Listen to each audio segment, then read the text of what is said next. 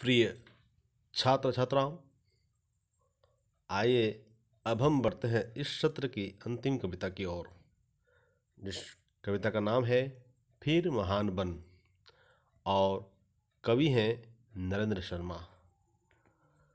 कवि नरेंद्र शर्मा जी का कवि परिचय इस प्रकार है। नरेंद्र शर्मा का जन्म सन 1913 ईस्वी को उत्तर प्रदेश के बुलंदशहर जनपद के जहांगीरपुर नामक गांव में हुआ। सन 1936 ईस्वी में इलाहाबाद विश्वविद्यालय से एमए पास किया। साहित्य सृजन के प्रति उनकी पहले से ही रुचि रही।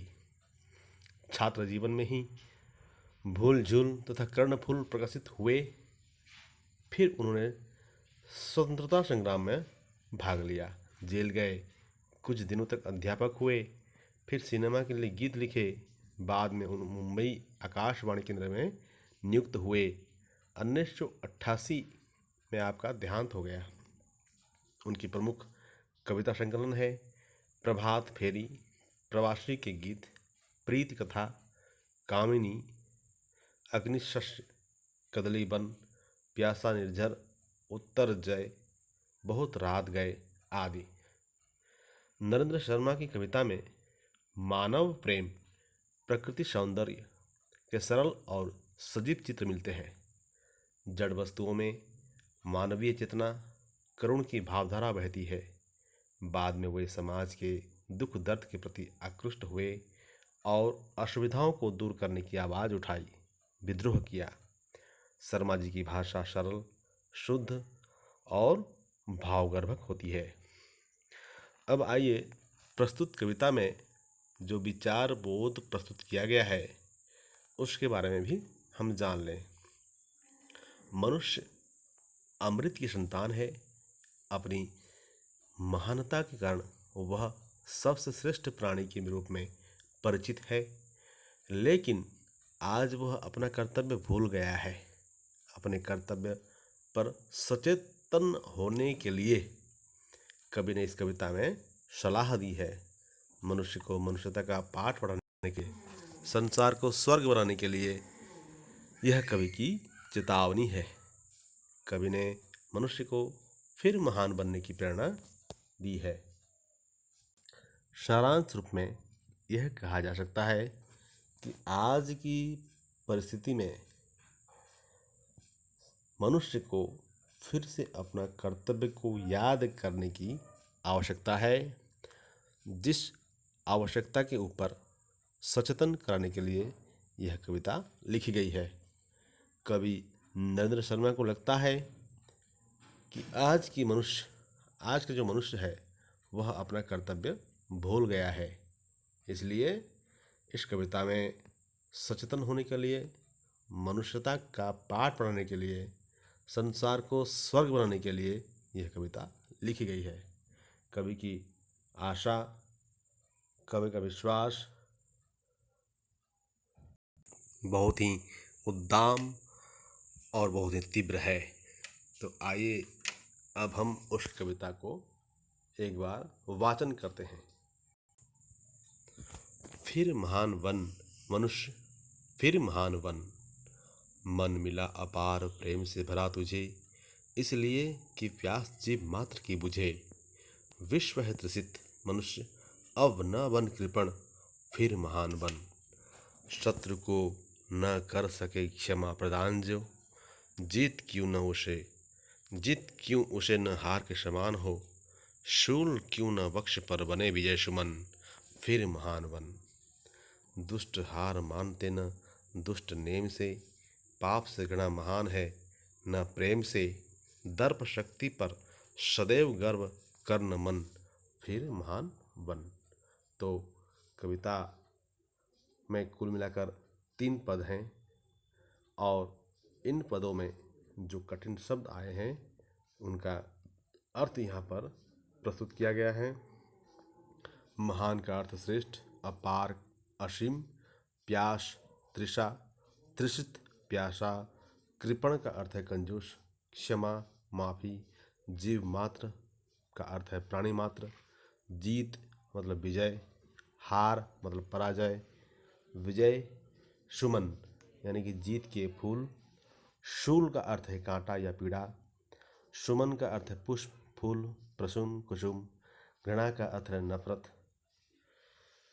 सदैव का अर्थ है सदा, सर्वदा। गर्व का अर्थ है घमंड या अभिमान। वक्ष का अर्थ है हृदय। नेम का अर्थ है नियम, कायदा, दस्तूर, रीति। दर्प शक्ति का अर्थ है घमंड। तो आइए अब हम इस कविता को एक बार समझने का प्रयास करते हैं। फिर महान बन मनुष्य, फिर महान बन। जैसा कि विचार बोध में बताया गया कि कवि मनुष्य को फिर महान बनने की एक प्रेरणा दी है, फिर महान बनने को ललकारा है। मन मिला अपार प्रेम से भरा तुझे, इसलिए कि प्यास जीव मात्र की बुझे। असल में मनुष्य को जो मन मिला है, उस मन में अपार प्रेम भरा हुआ है। अर्थात मनुष्य का मन पशु के मन से अलग है। मनुष्य मनुष्य है, पशु पशु है।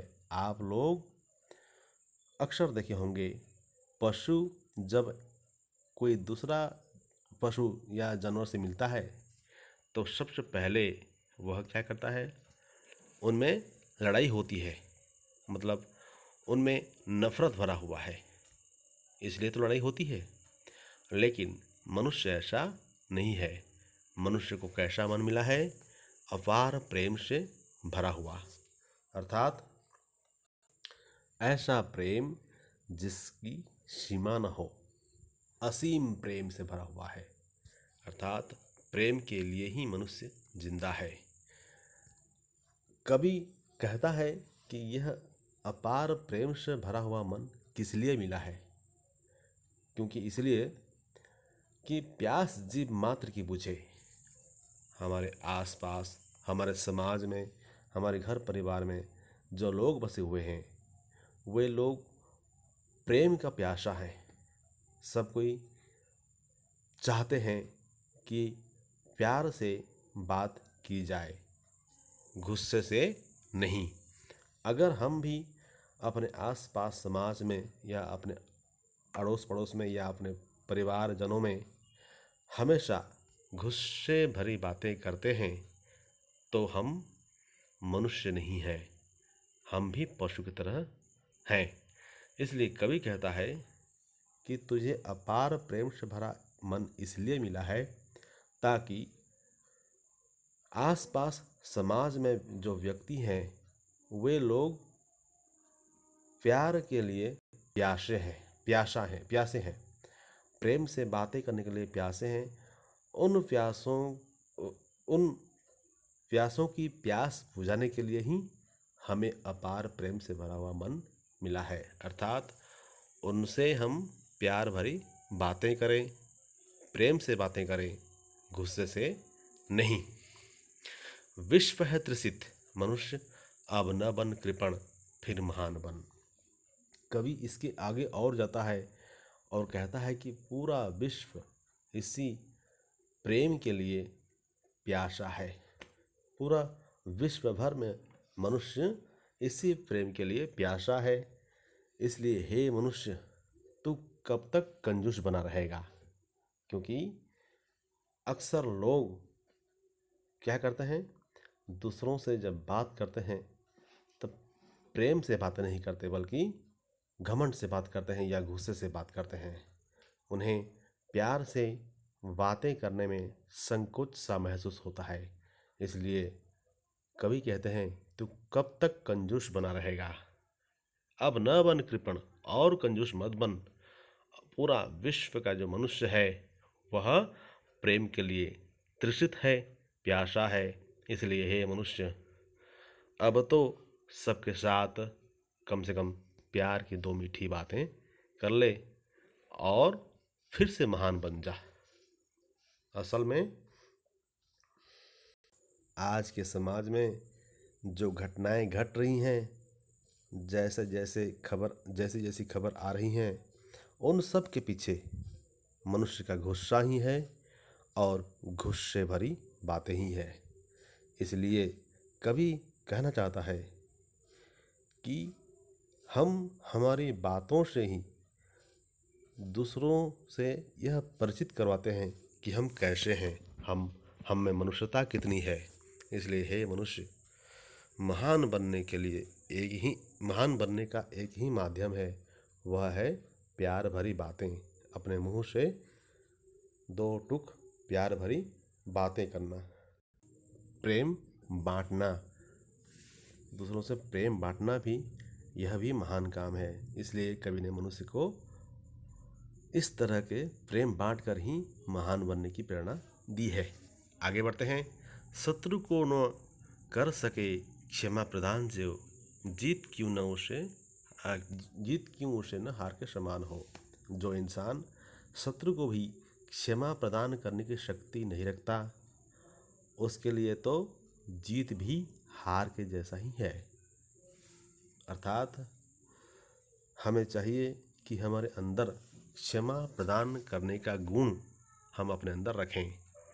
जो इंसान शत्रु को क्षमा प्रदान कर सकता है, वह हार कर भी जीतता है, और जो इंसान शत्रु को क्षमा प्रदान नहीं कर सकता है, वह जीत कर भी हार ही जाता है। तो यहाँ जीत क्यों उसे न हार के समान हो, इसका अर्थ है उसके लिए जीत भी हार के समान क्यों नहीं होगा, जो इंसान शत्रु को क्षमा प्रदान नहीं कर सकता। आगे कहता है, शूल क्यों न बख्श पर बने विजय सुमन, फिर महान बन। हे मनुष्य, शूल अर्थात पीड़ा या कांटा तेरे वक्ष पर विजय सुमन बने, ऐसा तो बन। हम लोग जब कोई लड़ाई में या युद्ध में जीतते हैं, जीतने के बाद विजय सुमन हमें पहनाया जाता है, विजय की माला हमें पहनाई जाती है। तो हे मनुष्य, तू अपने अंदर अपने वक्ष पर शूल रूपी विजय सुमन को धारण कर, अर्थात पीड़ा रूपी विजय सुमन को तू धारण कर और महान बन। अब इसका अर्थ यह होगा कि पूरे मनुष्य समाज की जो पीड़ा है, जो दर्द है, उसको तू अपने अंदर ले ले और समाज के लोगों में खुशियाँ बांटते चल। इस तरह से हे मनुष्य, तू महान बन। इसी बात को समझाने के लिए यहाँ प्रयास किया गया है। यहाँ इम्पोर्टेंट यह है कि कवि विजय सुमन के रूप में शूल को ही यहाँ देखना चाहता है वक्ष पर, और जिस इंसान के वक्ष पर पीड़ा रूपी विजय सुमन हो, वही महान व्यक्ति है। आप लोग उदाहरण स्वरूप समाज के उन महान व्यक्तियों को ले सकते हैं जिन महान व्यक्तियों ने अपने वक्ष पर दूसरों की पीड़ा को रख कर दूसरों को खुशी बांटना चाहते थे। उड़ीसा में ऐसे ही महान एक व्यक्ति हैं गोपबंधु दास, जो कहते थे, मो जीवन पछे नरके पड़े थाऊ, जगत उद्धार हो। तो इस तरह का इंसान बनने की कोशिश कर, हे मनुष्य, फिर महान बन। तीसरा जो पद है, दुष्ट हार मानते न दुष्ट नेम से, पाप से घृणा महान है न प्रेम से, दर्प शक्ति पर सदैव गर्व कर न मन, फिर महान बन। यहाँ उन दुष्ट व्यक्तियों के बारे में कहा गया है जो हमेशा पाप कर्म ही करते हैं। कवि कहता है कि दुष्ट लोग अपने दुष्टता की नियम से कभी बाज नहीं आते। उनका जीवन दुष्टता करने में ही बीत जाता है। दुष्ट हार मानते न दुष्ट नेम से, अर्थात दुष्ट नियमों से दुष्ट व्यक्ति कभी हार नहीं मानते, अर्थात वे हमेशा ही पाप कर्म करने में लगे ही रहते हैं। फिर कवि कहता है, पाप से घृणा महान है न प्रेम से। जो महान व्यक्ति होते हैं, पाप से वे घृणा करते हैं, प्रेम से घृणा करना महान नहीं होता, पाप से घृणा करना ही महान है, न प्रेम से। मतलब हमें चाहिए कि हमें पाप से घृणा करनी चाहिए, सदैव घृणा करनी चाहिए। यह पाप कर्म है, इसको हमें नहीं करनी है। प्रेम से घृणा करना यह अच्छी बात नहीं है। जो व्यक्ति दुष्ट होते हैं वे ऐसे ही करते हैं कि वे क्या करते हैं, पाप से प्रेम करते हैं और प्रेम से घृणा करते हैं। ऐसा नहीं होना चाहिए। हमें क्या चाहिए, पाप से हमें घृणा करनी होगी, पाप को छी छी कह करके उससे दूर रहना होगा, प्रेम से नहीं। और आगे कहते हैं, दर्प शक्ति पर सदैव गर्व करन मन, फिर महान बन। अपने घमंड से हमेशा घमंड मत किया कर। अपने आप को बड़ा मानकर हमेशा जीवन को मत जिया कर। हे मनुष्य, तू कब तक अपने आप को बड़ा मानता रहेगा और अपने ही घमंड पर घमंड करता रहेगा। यह सब करना बंद कर दे और फिर से तू एक बार महान बन जा। इस तरह से कवि हमें महान बनने की प्रेरणा देते हैं और पूरे विश्व के मानव समाज को लेते हैं अपने सामने और वे चाहते हैं कि मनुष्य फिर से एक बार महान बन जाए और उसमें मनुष्यता का गुण भर जाए, ताकि पूरा विश्व जो आज एक दूसरे का खून का प्यासा बन बैठा है, लोगों के अंदर चोरी डकैती मार काट आदि का जो गुण बढ़ता ही जा रहा है वह बंद हो जाए। विश्व का पूरा विश्व शांत होकर के मानव की तरह जिए, यही कवि चाहता है। मुझे आशा है आप लोग इस कविता को समझे होंगे। इसके नीचे जो शब्दार्थ हैं इसको आप लोग देखें और इस कविता को समझने का प्रयास करें और जो प्रश्न उत्तर है नीचे उसको करने की कोशिश करें। धन्यवाद।